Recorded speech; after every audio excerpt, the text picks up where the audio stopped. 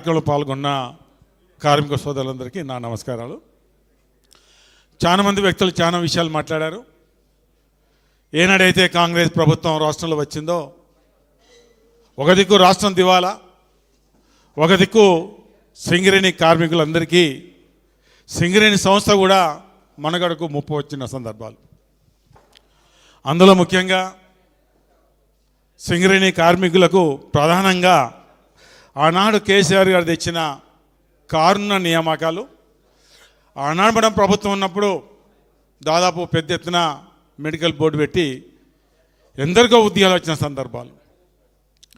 దాదాపు 14 మాసాల నుంచి మెడికల్ బోర్డు పెట్టలేదంటే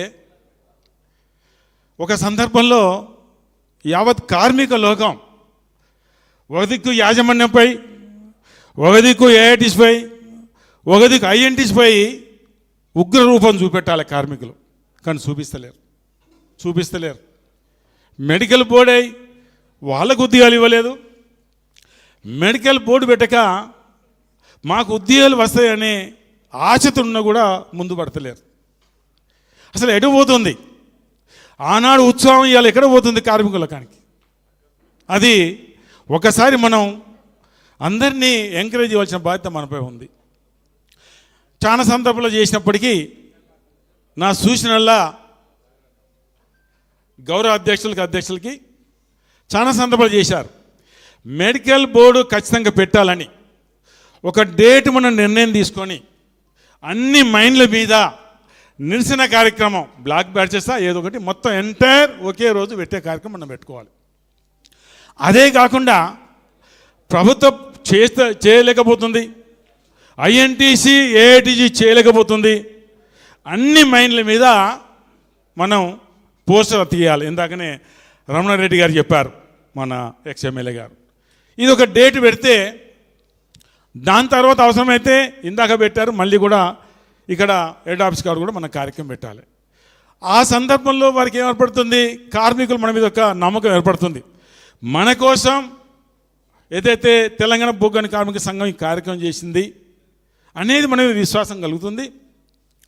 మనం చేసిన తర్వాత భయపడి పెడితే ఆ క్రెడిట్ మనకే వస్తుందన్నమాట కూడా ఇది ఖచ్చితంగా మరే ఇప్పుడే నిర్ణయం తీసుకొని ఒక డేటు మరి పెట్టేసి ఆ డేట్ నాడు మనమంతా అంటే ఎవరైతే ఇన్ఛార్జీలు ఉన్నారో అందరి మైండ్ల మీద, వీలైతే ఓటు మైండ్ల మీద పోయి ఆ నిరసన కార్యక్రమంలో మనం ఉండవలసిన బాధ్యత మేమందరం కూడా అందులో పాల్గొంటాం అన్న మాట కూడా నేను చెప్పడం జరుగుతుంది. ఇది ఒక నా సూచన. ఈ సందర్భంలో ఎందుకంటే బాధతో కొన్ని సందర్భాలు ఈ విషయం చెప్తున్నాను. అసలు ఇన్ని ఉద్యోగాలు వచ్చినాయంటే కేసీఆర్ గారి వల్ల. కేసీఆర్ గారు ఏదైతే ముఖ్యమంత్రి అయ్యారో కారుణ్య నియామకాలు వచ్చినాయంటే కేసీఆర్ వల్ల. ఆనాడు కారుణ్య నియామకాలు వచ్చినప్పుడు దాదాపు మన కార్మికుల సంఖ్య 45,000 మంది ఉన్నారు. వారందరికీ ఏమొచ్చేసింది, కేసీఆర్ గారు తీసుకొచ్చిన సందర్భంలో రేపు నేను రిటైర్ అయిన తర్వాత నా కొడుకు ఉద్యోగం వస్తుందని ప్రతి ఒక్కరికి నమ్మకం, విశ్వాసం కలిగింది. కలిగిన తర్వాత కూడా ఎన్నికల్లో మనకు అనుకూలంగా ఓటేయలేదు. అదే కాకుండా అప్పటికే ఒక 10,000 మంది మన ఉద్యోగాలు తెచ్చాం, వాళ్ళు వేయలేకపోయారు.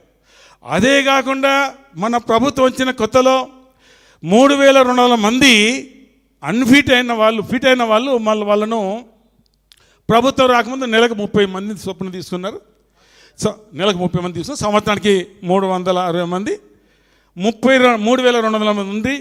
అయితే కేసీఆర్ గారికి అన్నట్టు మేము ఎలక్ట్ అయిన తర్వాత మేమంతా అన్నట్టు చెప్పడం జరిగింది కేసీఆర్ గారికి, సార్ నెలకు 300 మంది తీసుకుంటున్నారు, 3,000 పైచీలుకున్నాయి, వీళ్ళందరూ కావాలంటే 10 సంవత్సరాలు పడుతుంది. ఆనాడు ఎమ్మెల్యేలు కొంతమంది యూనియన్ ఆనాడు చెప్తే అప్పటికప్పుడే మేము చెప్పిన తర్వాత వితిన్ ద 2 minutesలోనే నరసింహరావు గారిని శ్రీధర్ గారిని పిలిపించడం జరిగింది. ఏంటిది ఇది, నెలకు 30 మంది 3,000 పైచీలకు 10 ఏళ్ళు పడుతుంది, వీళ్ళ ఏజ్ 35 ఉంటే 10 అంటే 40 ఏళ్ళకు ఉద్యోగం వస్తుంది, 10 ఏళ్ళకి రిటైర్ అవుతారు, ఇది ఎక్కడి అనే మాట అధికారులతో చెప్తే బహుశా అప్పటికప్పటికే వితిన్ ద 15 minutes పిలిపించారు మా సమక్షంలోనే. వితిన్ ద 1-2 monthsలోనే ఈ 3200 మందిని ఉద్యోగాలు ఒక్కసారి అపాయింట్మెంట్ చేయడం జరిగింది. అంటే ఎంత గొప్ప మనిషి చెప్పండి కేసీఆర్ గారు, ఎంత గొప్ప మనిషి చెప్పండి. అంటే ఆ రకంగా చేసే కార్యక్రమం. మరొకటి పట్టాల విషయంలో, ఎందుకంటే చెప్పాలి, ఇండ్ల పట్టాల విషయంలో మేము సెకండ్ టైం గెలిచినప్పుడు అన్ని ప్రాంతాల్లో సర్వే చేయడం జరిగింది.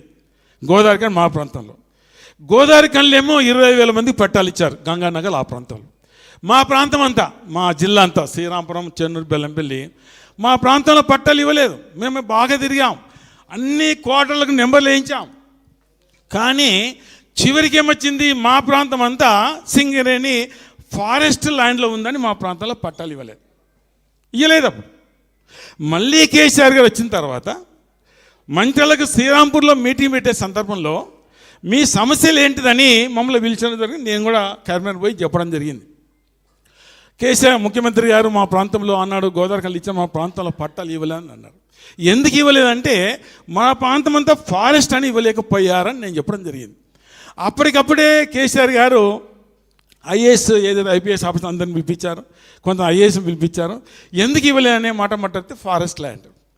అప్పుడు తనకున్న మేధాశక్తితోటి, కేసీఆర్కి ఉన్న మేధాశక్తితోటి నన్ను అడగడం జరిగింది, దివాకర్ గారు అక్కడ ఎప్పుడు ఇండ్లు వేస్తుందంటే దాదాపు 40 ఏళ్ళ కింద వేశారు. నేను కూడా అప్పుడు ఒక పాటలు ఉంటే అక్కడ ఇండ్లు వేస్తా అంటే కూలగొడతాంటే నేను కూడా పోయి ధర్నాలు చేశానంటే మోర్ దెన్ 40 ఇయర్స్ కింద వీళ్ళందరూ గుడిసెలు వేస్తుంటే తనకున్న మేధాశక్తితోటి ఫారెస్ట్ యాక్ట్ రాకముందు ఇండ్లు వేసుకున్నారు కాబట్టి ఈ యాక్ట్ పనిచేయదన్న ఆలోచనతోటి అధికారులతో మాట్లాడి మా ప్రాంతాల అందరికీ జీవో నెంబర్ 76 ద్వారా దాదాపు మా దగ్గర ఉన్న ఒక 4,000 మందికి, చెన్నూరులో ఒక 4,000 మందికి, బెల్లంపల్లి మటుకు దాదాపు 9-10,000 మందికి పట్టాలు ఇచ్చే కార్యక్రమం చేశాం.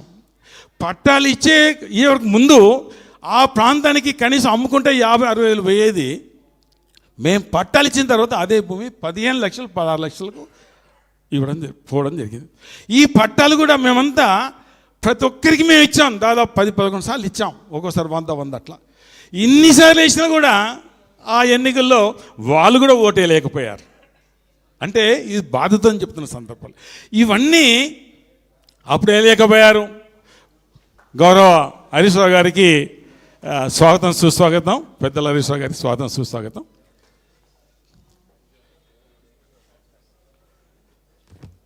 ఒకటే లాస్ట్ వర్డ్ అంతే.